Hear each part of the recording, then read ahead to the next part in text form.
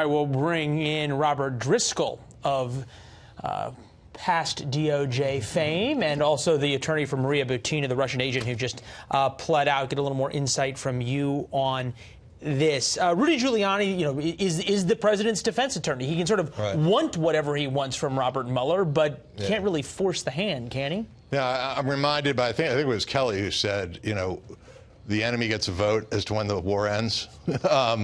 He can want it, but he's not really in control. It'll end when Mueller says it ends. This is Rudy Giuliani also this morning on Fox and Friends, sort of issuing the ultimatum. Take a listen. We'll get your thoughts. My ultimatum is put up or shut up, Bob. I mean, what do you have? There are those of us who believe you don't have anything on collusion. And by the way, if you did, it's not a crime. So what the heck are you doing?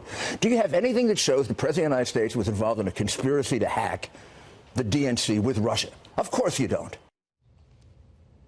Have you seen anything? I mean, he's right from a public perspective, but that's kind of meaningless because you don't know what Mueller has. He's doing what a good defense lawyer would do. He's trying to press for the end of the case. But, I mean, he's, in some sense, it's a bluff because he doesn't know what Mueller has. So he's just saying, you don't have anything, I haven't seen anything, and come up with it. And Mueller may or Mueller may not. One thing that Mueller has, at least appears to have been very strategic in, number one, is not leaking out of his office. It's unbelievable how tight they have kept things. But two, there are all these little crumbs in all of these filings, much of which are redacted, but then there's these key points. How close does it appear to you that Mueller has gotten to the inner circle of Trump world in this sense?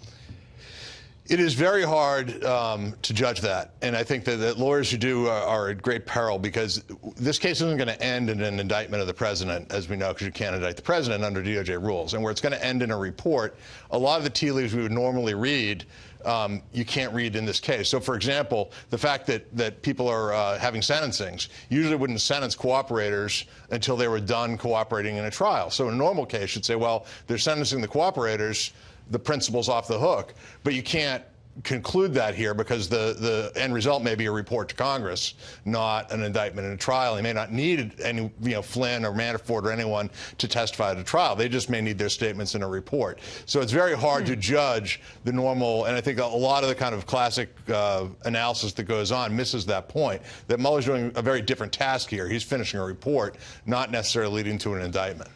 It seems as though it's very clear he's still in the evidence gathering stage. We know about this Supreme Court case about which there is unbelievable secrecy, sealed subpoenas, and then clearing floors of courthouses when they have arguments about it, and now written arguments due to the Supreme Court tomorrow. Is there anything to read into that?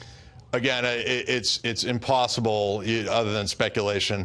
I mean, I think one thing to keep in mind is appellate courts, particularly the Supreme Court, are much more interested in jurisdictional issues than either the public or lower courts. And so when you have a foreign government and a foreign-owned entity, there's a question of whether there's U.S. jurisdiction. Whatever was in that briefing, Chief Justice Roberts saw something that caught his eye and wants to hear a little bit more. But I think it's hard to know whether that's a banking issue or whether it's something else.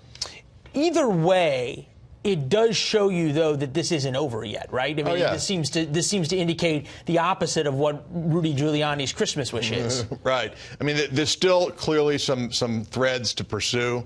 Some things are hinting that it could be over in the medium term. It'll be 2 years in March, I think.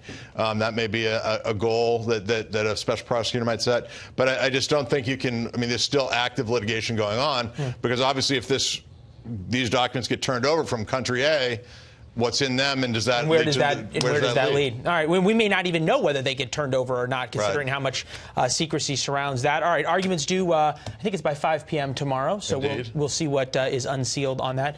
Mr. Driscoll, always good to see you, Counselor. Good to see you. All right.